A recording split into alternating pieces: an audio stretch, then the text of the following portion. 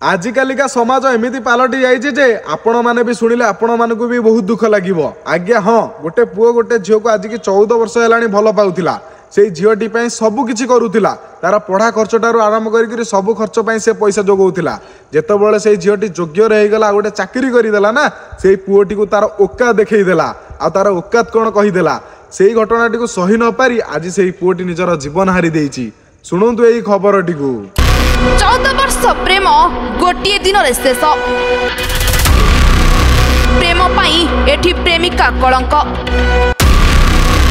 Romantic कहानी रो प्रेमिका सजिला खलनायक शिक्षयित्री चाकरी पाइबा परे देइदेला धोखा। शुणिले तो आपण मैंने जितेबाला से झीटी योग्य रही नाला से तार सहारा बिंदु यही पुओटी साजिला आउे झीटी योग्य रहीगला गोटे भल मनीष होगला से पुओटी को तार औकात देखईदेला। ए हूँ आजिका समाज में चली घटना गुड़ी को आठारू भल ताकू ता ठारू भल ताकू ए सब घटना ही आजिका समाज में चली।